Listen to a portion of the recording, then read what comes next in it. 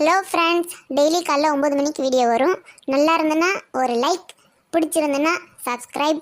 Video எப்படி இருந்துன்னு comment பண்ணுங்கள். தேங்க்யூ. பால்காரரே வணக்கம். வணக்கம்மா. பால் வேணுமா? பால் மட்டும்தான் வேணும், தண்ணி வேண்டாம். வீட்டில் நிறைய பிடிச்சி வச்சுருக்கிறேன், நான் கலந்துக்கிறேன். உங்களுக்கு எதுக்கு அந்த கவலை? பால் மட்டும் அப்படியே திக்காக கொடுங்க. ஓஹோ, அப்படியா? திக்கான பால்னா கள்ளிப்பால் இருக்குமா, கொடுக்கட்டுமா? கள்ளிப்பாலா? ஐயோ, கொலைக்கேசில பிடிச்சி கொண்டு உள்ளே போட்டுவாங்கய்யா. அதை பற்றி நீ கவலைப்படாதம்மா, உனக்கு பால் தானே வேணும். அது திக்கான பால், கள்ளிப்பால் இருக்குது, நான் கொடுக்குறேன்.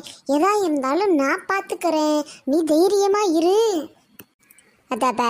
பாலுக்காரே, நீ இருப்பையா, நான் இருப்பேனா? கள்ளிப்பாலை குடிச்சிட்டு சாவ சொல்றியா? ஐயோயோயோ, ஆமாம், அந்த பெருசு உனக்கு தானே பொண்ணு பார்த்துக்கிட்டு இருக்கு. கள்ளிப்பாலை கொடுத்து ஊரில் இருக்க எல்லாரையும் கொன்னுடு, உனக்கு பொண்ணு கிடச்சிரும். என்ன போமாங்கிட்டே போலப்ப கெடுத்துக்கிட்டு. பால் வாங்க வர்ற மூஞ்சிய பார்த்தாலே தெரியும், உன்னை பார்த்தா வம்பு வாங்க வந்த மாதிரியே இருக்கு. எங்களுக்கு அது கூட தெரியலன்னா தொழில் நாங்கள் நடத்த முடியுமா? ஆஹா, கரெக்டாக கண்டுபிடிச்சி விட்டான். பெரிய கில்லாடியா இருப்போம் போல இருக்க. யோ, எவ்வளவு நேரமா அளந்துக்கிட்டே இருப்ப? எடுத்து கேள்ல ஊத்து, நேரம் ஆச்சு, பஸ் வந்துடும், பஸ்ஸில் ஏற்றி விடணும்ல. ரேவதி, இங்கே எதுக்கு வந்து நிற்க சொல்லியிருக்கிற? ஒரு ஆள் நம்மள்கிட்ட மாட்டிருக்கு, அது தலையில் ஈர துணியை போட்டு கோழி அமுக்கிற மாதிரி அப்படியே கப்புன்னு அமைக்கிடணும். அதுக்கு தான் அங்கே வர சொல்லியிருக்கிறேன். ஆள் வந்துக்கிட்டே இருக்கு. என்ன ஈர துணியை போட்டு அமுக்க போறியா? எதுக்கு? செத்துக்கிட்டு போயிட்டாங்கன்னா என்ன பண்ணுறது? நல்ல விஷயமா தாண்டி, வாய மூடிட்டு இரு தினுசா. அடடே, வாங்க பெரியவரே வாங்க, உங்களை பற்றி தான் சொல்லிக்கிட்டு இருந்தேன். என்னை பற்றி சொல்கிறதுக்கு என்னமா இருக்குது? காலத்தில் என் பேரனுக்கு ஒரு கல்யாணத்தை பண்ணி வச்சுட்டா இந்த கட்டை நிம்மதியாக வேகும். ரேவதி, இதுதான் ஈர துணியை போட்டு அமுக்கிற கேஸா? என்ன என்ன என்ன ஈர துணியா? என்ன ஈர துணி?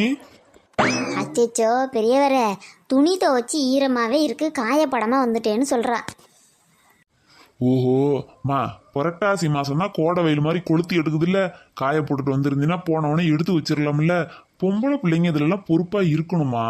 ஏன் வீட்டுக்காரியில கச்சிதமாக நடந்துக்குவா. சரிங்க தாத்தா. பாருமா, பொண்ணு கிடச்சிச்சா? நல்ல நியூஸ் சொல்லுவியா? அதுக்குத்தானே வர சொல்லியிருக்கேன். ஒரு பொண்ணு வரன் வந்திருக்கு, ஜாதகத்தை உங்கள் செல்லுக்கு அனுப்பியிருக்கேன். பொருத்தம் எப்படி இருக்குன்னு நல்லா பார்த்துக்கோங்க. பார்த்துக்கிட்டு 2 நாளையில் தகவல் கொடுங்க. பொண்ணோட ஃபோட்டோவையும் வாட்ஸ்அப்பில் அனுப்பியிருக்கேன், அதையும் பார்த்துக்கோங்க. பொண்ணுக்கும் பையனுக்கும் பொருத்தம் சூப்பராக இருக்கும், அருமையான குடும்பம். ரொம்ப சந்தோஷமா, இந்த உடனே நம்பி பார்த்துட்டு வந்துடுறேன். ஐயா, ரொம்ப சந்தோஷம். நீங்கள் போய் ஜாதகத்தை பாருங்கள். அதுக்கப்புறம் அந்த கமிஷனுக்கு ஏதாச்சும் அட்வான்ஸு கொஞ்சம் கொடுத்தீங்கன்னா நல்லாயிருக்கும்.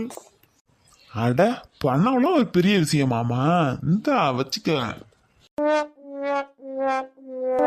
சரிங்க தாத்தா, அப்போ நான் போயிட்டு வரேன். ஜாதகத்தை பார்த்துட்டு இந்த ஃபோன் நம்பர் ஒன்று இருக்குது, அதுக்கு உண்டான தகவலை கொடுத்து அனுப்புங்க. மேற்கொண்டு எதாக இருந்தாலும் பேசிக்கும். வரட்டுமா? சரிங்கம்மா. ஏய், இன்னாடி அட்வான்ஸை இவ்வளோ கொடுத்துருக்காரு. சொன்னேன்ல, ஈரத்துணியை போட்டு அமுக்கணும்னு. இந்த கிழவன் தான் பேரனுக்கு பொண்ணு பார்த்துக்கிட்டு இருக்காரு. பேரனுக்கு வயசு அதிகமாக ஆயிடுச்சு, சொத்து நிறையா இருக்குடி. நம்ம எப்பயுமே இருக்கிறவங்கள்ட்ட வாங்கலாம், தப்பு கிடையாது. இல்லாதவங்கள்ட்ட தான் ஏமாற்றக்கூடாது. நீ நீ கொடுத்த ஜாதகம் சேர்ந்துருச்சுன்னா சீக்கிரம் கல்யாணம் ஆகிடும் போல இருக்கே. அங்கே தான் அந்த ரேவதியோட ட்விஸ்ட்டு இருக்குது. இந்த பார், முதல்ல ஒரு 10 ஜாதகம் சேராததாக பார்த்து நானே அமுச்சு விடுவேன். அதுக்கு ஒரு அட்வான்ஸு காசுன்னு சொல்லி நான் வாங்கிக்குவேன். அதுக்கு பிறகு சேர்ற ஜாதகமாக பார்த்து அமுச்சு விடுவேன். எப்படி நல்லது நடக்கும்? கொஞ்சம் லேட்டாக நடக்கும். நம்மளும் பொழைக்கணும்ல. என்ன திக்கு வைதுன்னுசா? அதேங்க அப்பா, பயங்கரமான ஆளாக இருப்ப போல இருக்கே. புரோக்கர் ஆனாலே இப்படியெல்லாம் தோணுமோ?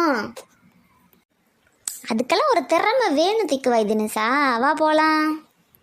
யோ தாத்தா, என்ன கரையை பண்ணிட்டு வர்ற? உனக்கு தெரியுதா அந்த காசை சம்பாதிக்க நான் என்ன பாடு படுறேன் தெரியுமா?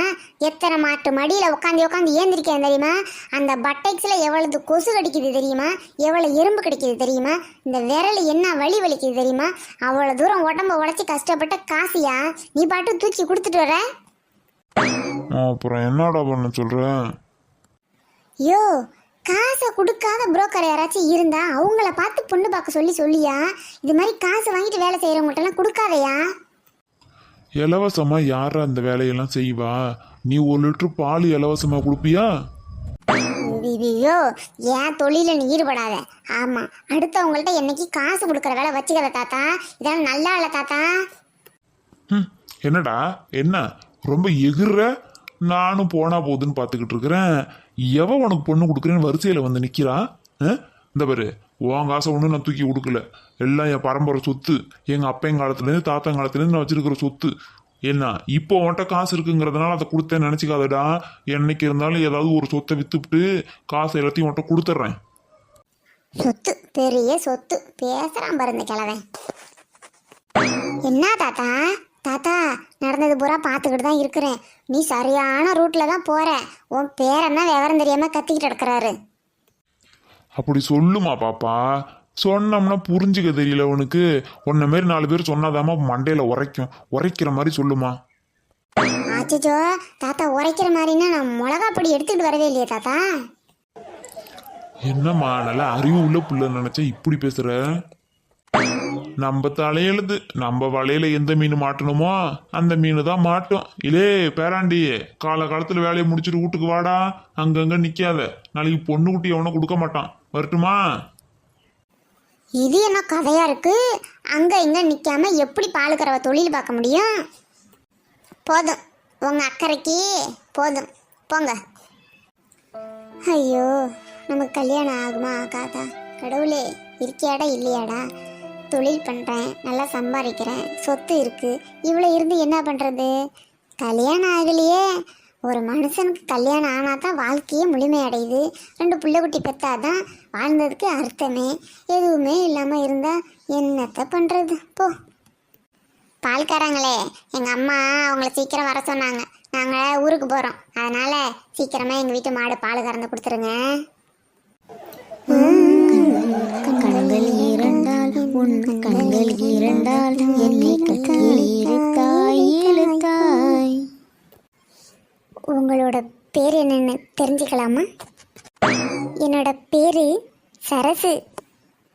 வாவ், சரசு, என்ன ஒரு சூப்பரான பேரு. உங்களுக்கு கல்யாணம் ஆயிடுச்சா? ஐயோ இல்லை, இன்னும் கல்யாணம்லாம் ஆகலை.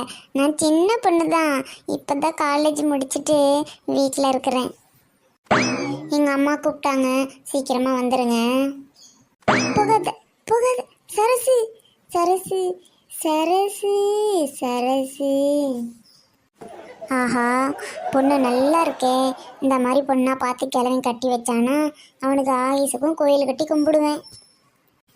எனக்கு இப்ப கல்யாண வயசுதான் வந்துடுச்சுடி.